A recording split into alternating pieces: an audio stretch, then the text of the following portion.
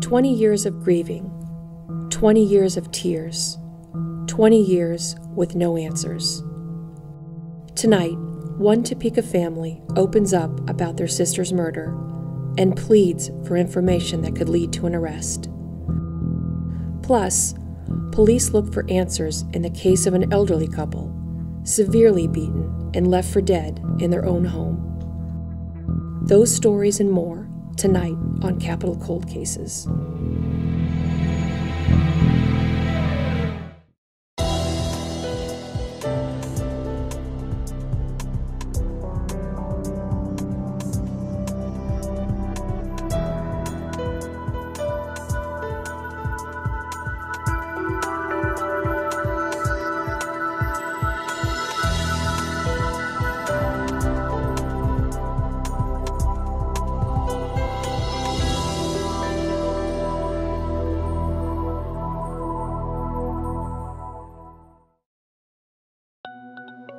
This is a Crime Stoppers cold case investigation. I'm Bill Curtis, urging you to help local law enforcement solve this or any felony crime by calling 234-0007. Now the host of Capital Cold Cases, investigator Dawn McWilliams. Good evening. I'm Crime Stoppers investigator Dawn McWilliams. You're watching Capital Cold Cases. Tonight, an in-depth look at the first case taken on by Topeka's Cold Case Unit. An ambitious, vibrant Topeka woman shot to death in the prime of her life. But first, why we're here. Crime Stoppers is a way for local law enforcement to solve crimes using anonymous tips from the public. It's especially helpful in cold cases, crimes that have went years or decades unsolved. Here's more.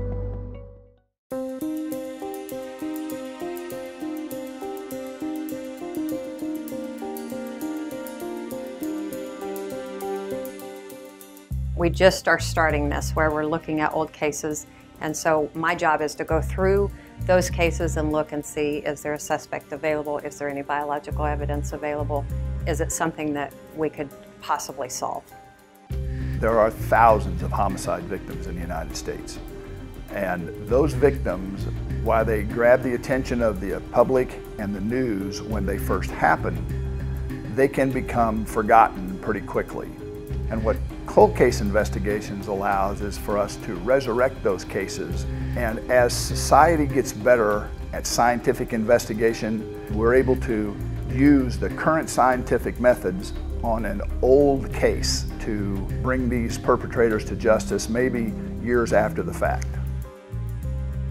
I've been a prosecutor for 23 years, and in that time I've seen a tremendous advancement of forensic science. When I first started, there wasn't even DNA evidence that was presented in court.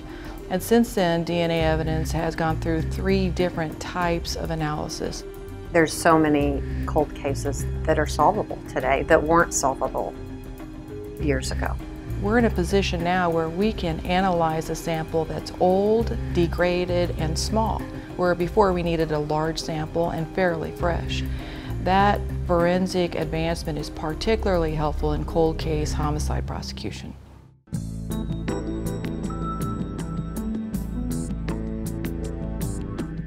Well, the new technology we provide, the importance of it with cold cases is that it's notoriously difficult for fingerprints from spent gun casings, and this is what our technology is looking for.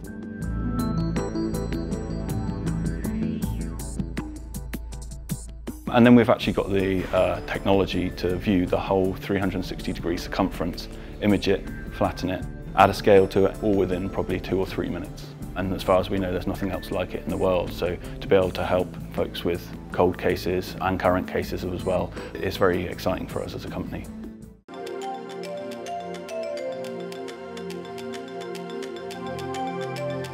This cold case unit that we're doing is partnering with Crime Stoppers to get these cases solved. What Crime Stoppers does is it allows people to report crime anonymously via a number of methods in social media or by telephone that gives us a chance to follow leads on those cold cases and hopefully be able to solve those cases. It leads law enforcement where we need to go and prosecution where we need to go without the person who's calling in with the tip feeling vulnerable. I absolutely think that it's important, and it's our job and our duty as police officers to try to solve these cases again, because the science wasn't there back then, and now the science is available. So if we can get one small piece of evidence in with the science that we have available, then we could get a killer off the streets.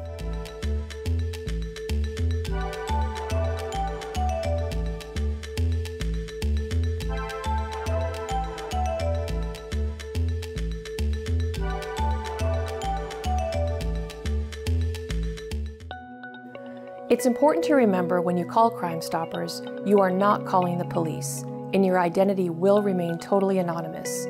If you have information regarding the cases we profiled tonight or any other crimes, call Crime Stoppers at 785-234-0007 or text CRIMES and start your tip with top tip before texting your message. You can also go to topekacrimestoppers.org. Again, your identity is anonymous and protected by law, even in the event of a cash reward payout. Next on Capital Cold Cases. This was a location that you don't expect these kind of things to happen in, quite honestly. This was a case that had every sort of twist and turn.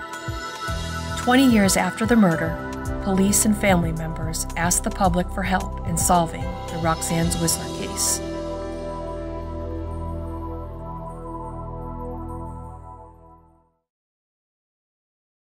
We're proud of the fact that WIBW was a founding member of the Capital Cities Crime Stoppers program. We hope you'll join all the WIBW family in taking a stand against crime in the Capital Region. We support the Capital Area Crime Stoppers program and this edition of Capital Cold Cases. Anyone with a tip about these cases can either call, text, or leave a tip on the web anonymously to help law enforcement solve the cases you've seen tonight.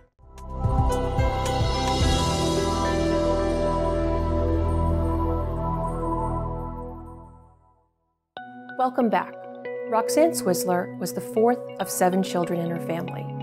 Being in the middle, she was the perfect age to form close bonds with both her oldest and youngest siblings. It's those close bonds that made her murder so devastating for her family. 20 years later, it's a loss they are still coming to terms with, and they say solving the case is the only thing that will give them the closure they so desperately seek.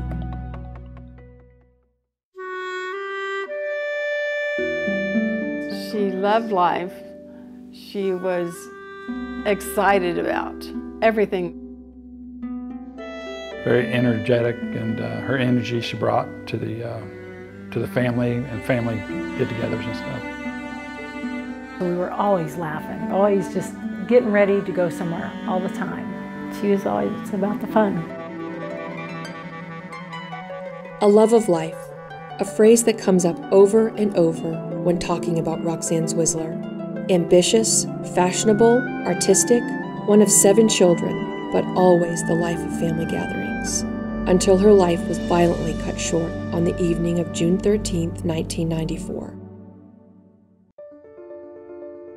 A lot of times when I'm out, sitting in a tractor, mowing the yard, whatever, I always look back on some cases more than others and just replay them in my mind. I think, what did I miss? What could I have done different? Where did I go wrong? It's been 20 years of second-guessing for retired Detective Tom Young, who headed up Roxanne Zwisler's murder case in 1994. This was a location that you don't expect these kind of things to happen in, quite honestly. Southwest Topeka. This was a case that had every sort of twist and turn. It was the unexpected nature of the 39-year-old's death that made it a perfect candidate for Topeka's Cold Case Investigation Unit. Once this unit really started running, this was the first case we looked at. Detective Scott Dickey is currently handling Roxanne's case. He describes the days leading up to her murder. We know on Saturday evening, she went out to a nightclub with some friends. Sunday, she spent the day at the lake boating and skiing with some friends. Monday, we know she went to work. She worked at the Jones store. While she was at work that day, she had a phone conversation with a friend and made plans to have coffee the following morning at 10 a.m. Her girlfriend had called me and she was supposed to meet her for coffee, and she called me and told me she had not heard from her all day.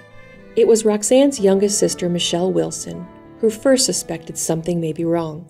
I'd been calling her apartment all day and it was busy. Her phone was busy all day.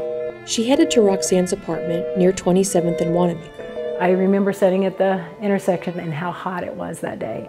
And I remember just thinking, what am I going to walk into? What am I going to see? Is it going to be bad? You know, you think that for just 1 second, it goes through your mind for a minute, and you put it out, you know, instantly. You think that's not going to happen. Roxanne's door was ajar.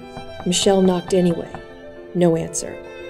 I walked into her apartment, noticed there was laundry on the floor, her laundry basket. Thought she was going up and down the stairs, probably doing some laundry.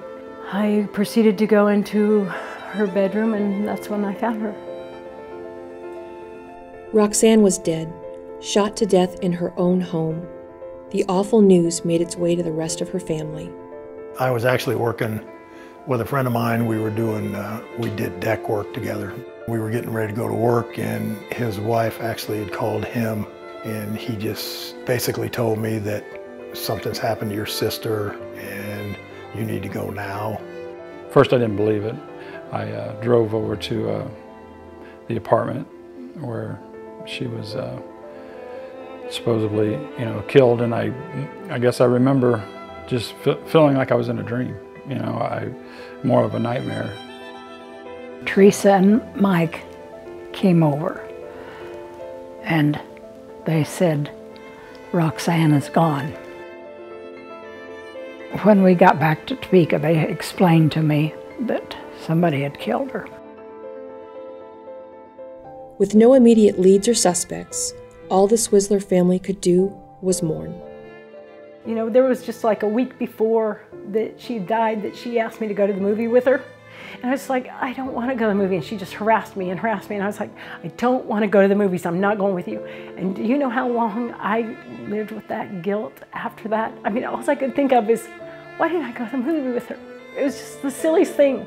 And that guilt just stayed with me about all the things I didn't do with her. Even though I did everything with her, that one last thing that I didn't do with her just hung with me. And it's you guys got to cherish every moment you have with people.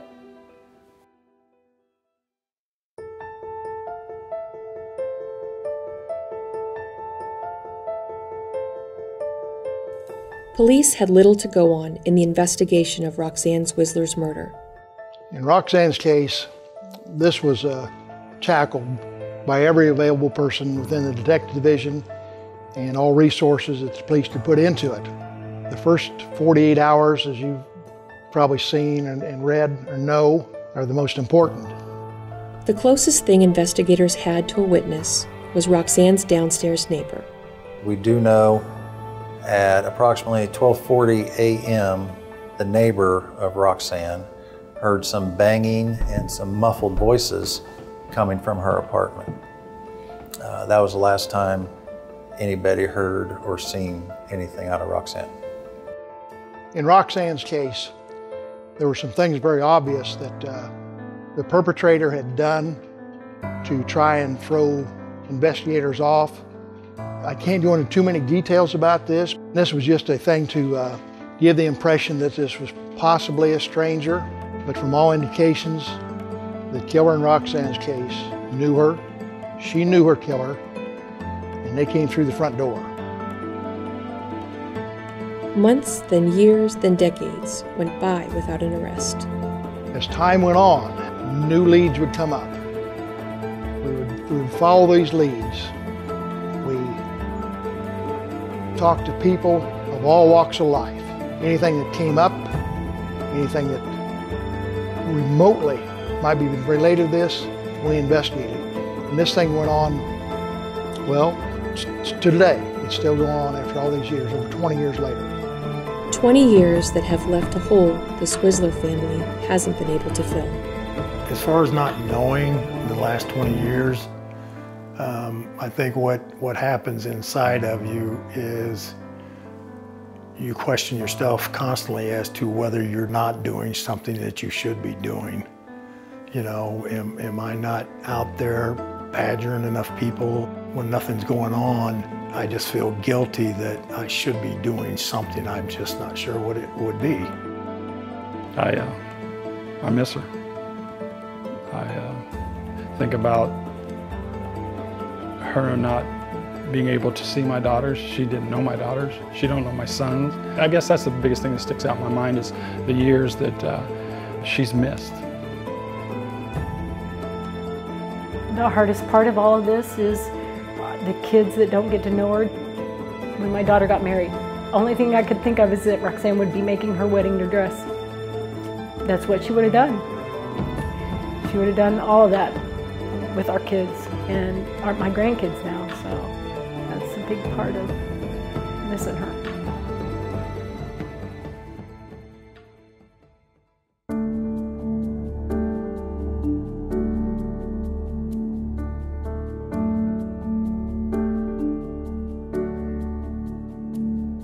Another wedding where we took a family picture and how the family has grown. I mean, these are all strictly blood relatives and stuff. You know, keeping her memory alive is what it's all about. You know, she is and was a very big person in our lives. Oh, she always wanted family pictures. She was so proud of her family. She loved her family. Just one thing I miss the most about her. To get out pictures, we've never done that. This is the first time. This was awesome. You know, this was really, I think, a little bit of healing, you know, I think going on tonight. People are so afraid to bring up her name or ask me about it. I love to bring her up. That's what keeps her memory alive. I want to talk about her all the time. I want people to bring her name up. I love to hear stories about her. Uncle had a little pony, and she was riding that little pony without a saddle, and she was going along pretty good, and it went up that little hill, and it started to go down that little hill, and when it stopped and dropped his head like horses do, she just walked right off of it. She never even slowed down.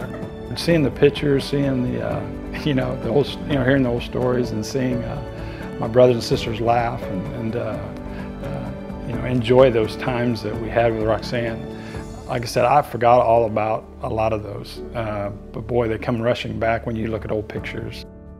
The process of healing continues for the Zwisler family. They are determined to stay hopeful and positive. You have to go with the punches. I got a good support system. It's great to have a family around.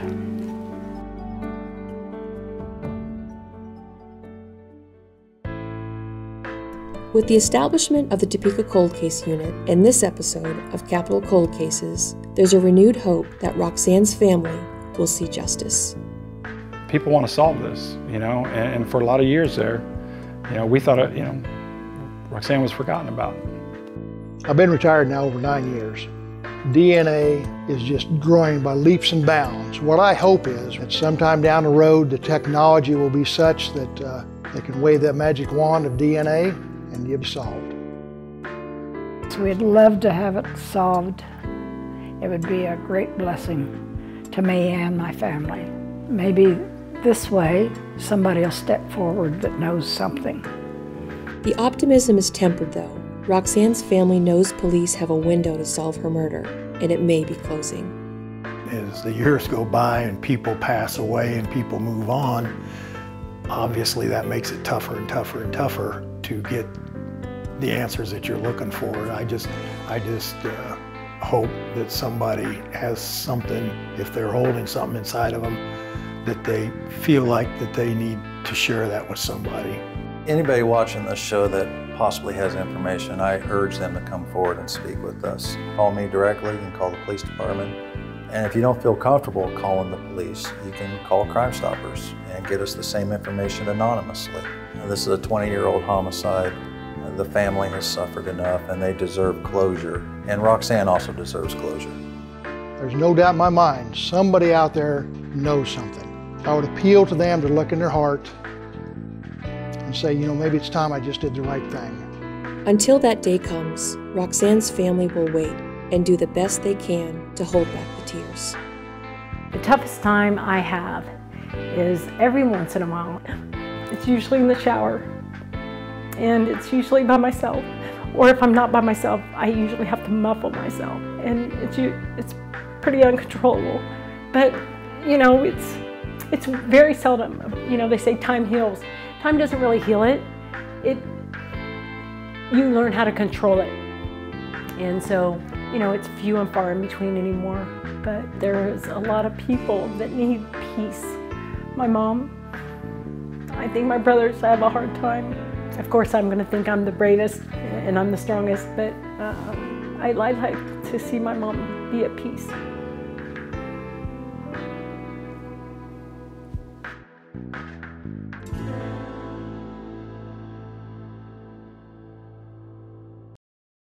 Police say the murder of Roxanne Zwisler is one of the top priorities for the cold case unit.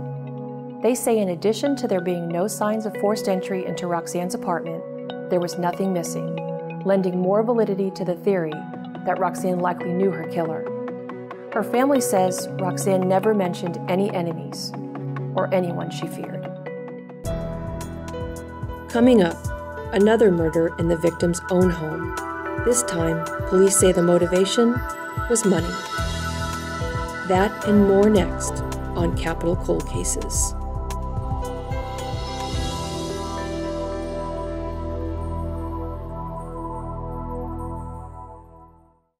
Hi, I'm Sarah Shute with Capital Federal, a community partner of Capital Area Crime Stoppers.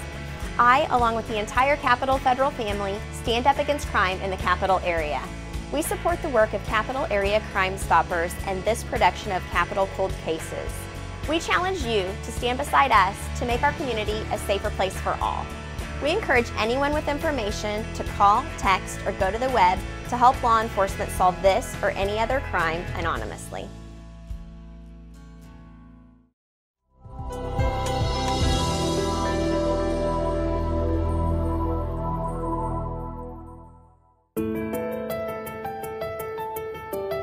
It was 2012 when Capital Cold Cases first brought you the story of Walia Tyndall and Leah Schmuck, two women shot to death in their Topeka home while the daughter slept in the next room. Police say their killer remains at large, and they are still looking for your help. Go to TopekaCrimeStoppers.org to see that story and more in episodes 1 and 2 of Capital Cold Cases. Our next case police call a robbery gone wrong. A brutal assault that ended the life of a Topeka man and left his wife of 60 years severely injured. September 20th, the year 2000. Raymond and Mabel Aguirre's son arrived at his parents' home for a visit. What he saw upon entering was a sight no one should ever have to witness. September 19th of 2000, Raymond Aguirre and Mabel, they were in their home. She was out in the living room praying with her rosary, and he was in his bedroom watching TV. Somebody came in the back window, took him, and started asking for money. He started hitting Raymond, who's 82 years old, and Mabel said, "I'm gonna call the police," and he started beating her with her cane. He beat them so severely and left them there to die while he took some stuff from the house. Both Raymond and Mabel were admitted to the Topeka hospital. The injuries inflicted upon Raymond by his assailant were severe. On October 14th, 3 weeks after the assault, Raymond passed away in his hospital bed. Mabel's injuries were also severe, but despite the permanent loss of sight in one eye, she was able to make a full physical recovery. But the loss of her beloved husband left within her a wound that would never be healed. To this day, the assailant in the Aguirre case remains at large. Police say they have reason to believe he was a black male, about 5 feet 8 inches tall, who in the year 2000 would have been in his late teens or early 20s. They say he was wearing a red sweater with a white collar. A tip from you could be the key to finding him. If you have any information about these or any other crimes, call Crime Stoppers at 785-234-0007 or text CRIMES and start your tip with Top Tip before texting your message. If your information leads to an arrest, you could receive a cash reward, and as always, your identity is anonymous and protected by law.